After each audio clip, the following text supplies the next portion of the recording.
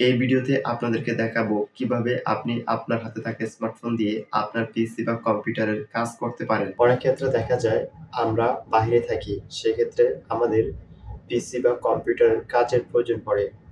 সেক্ষেত্রে আমাদের হাতে থাকা স্মার্টফোনটির সাথে যদি সেই পিসি বা কম্পিউটারটি কানেক্ট থাকে, তাহলে আমরা খুব সহজেই সেই পিসি বা কম্পিউটারের কাজটি মোবাইল দিয়েই করতে পারবো। চলুন তাহলে মূল ভিডিওটি দেখে আসি।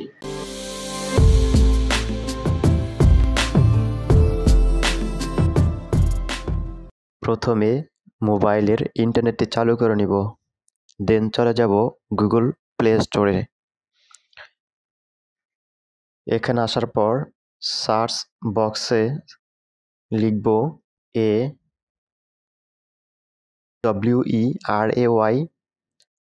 AWERAYREMOTE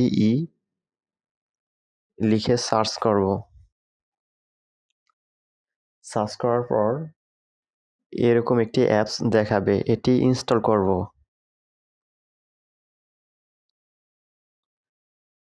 ইনস্টল হয়ে গেলে অ্যাপসটি ওপেন করব। ওপেন করার পর এরকম একটি ইন্টারফেস দেখাবে। এখন ডান দিক থেকে বাম দিকে দুইবার স্ক্রল করব। স্ক্রল করার পর স্টার্ট রিমোট কন্ট্রোল জার্নি এই লেখাটির উপর ক্লিক করব। ক্লিক করার পর এরকম একটি ইন্টারফেস দেখাবে। এখন উপরে কর্নারে রেজিস্টার লেখাটি আছে, সেটির উপরে ক্লিক করব। ক্লিক করার পর ঠিক এরকম একটি ইন্টারফেস আসবে। এখন এখানে একটি ইমেল দিব। ইমেলের নিচে গেট পাসকোড লেখাটির উপরে ক্লিক করব।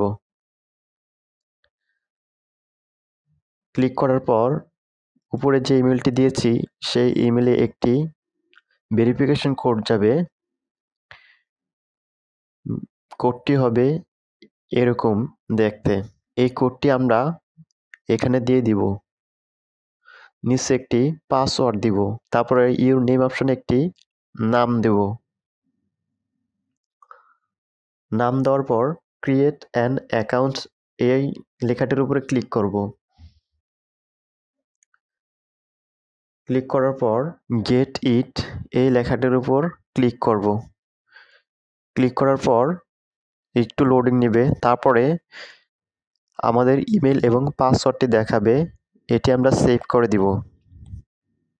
সেভ করার পর এটি ক্যান্সেল করে দিব। এখন নিচে কানেক্ট নামের যে অপশনটি আছে সেখানে ক্লিক করব।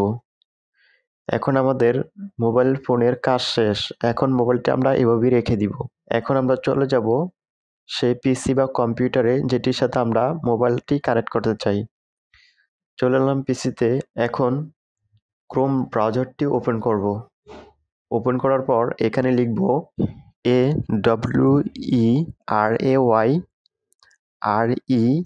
AWERAYREMOTE লিখে সার্চ করব। সার্চ করার পর প্রথমেই যেই লিঙ্কটি আসবে এটার উপরে ক্লিক করব।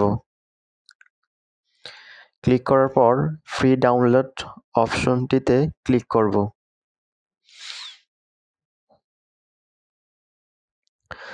তারপরে নিচে একটু স্ক্রল করার পর ডাউনলোড অপশনটিতে ক্লিক করব।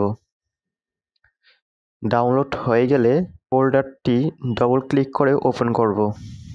ওপেন করার পর ইনস্টল নাও এই বাটনটিতে ক্লিক করব। ইনস্টল হয়ে গেলে এন্টার নাও এটির উপরে ক্লিক করব। দেন এরকম একটি ইন্টারফেস দেখাবে।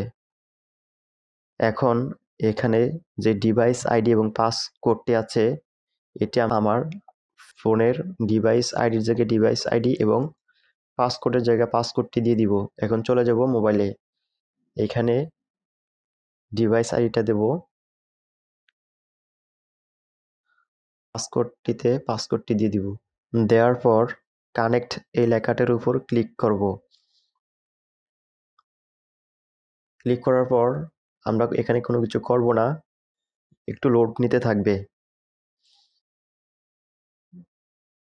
তারপর এরকম একটি পপ আপ শো করবে, এটিকে আমরা ক্রস চিহ্নের উপর ক্লিক করে কেটে দিব। দেখুন আমার সেই পিসি যে পিসির সাথে কানেক্ট করছি সেই পিসির স্ক্রিন আমার ফোনে চলে আসছে। দেখুন আমার মোবাইলের স্ক্রিনই আমার কম্পিউটারের সমস্ত কিছু চলে আসছে।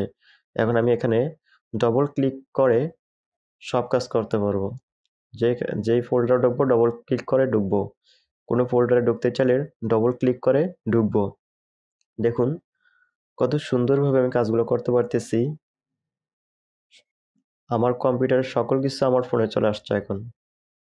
দেখুন যে এই অপশনে গেলে ডেস্কে যাবো। ডেস্কে গিয়ে পিকচার ওপর করতেছি। কোনো সমস্যা হচ্ছে না। ক্লিক করার সাথে সাথেই আমার কাজ হয়ে যাচ্ছে। দেখুন খুব ভালোভাবে আমি কাজগুলো করতে পারতেছি। এই ছিল আজকের ভিডিও। ভিডিওটি ভালো লেগে থাকলে ভিডিওতে একটি লাইক দিবেন এবং চ্যানেলটি সাবস্ক্রাইব করবেন। দেখা হবে পরবর্তী কোনো ভিডিওতে। আল্লাহ হাফেজ।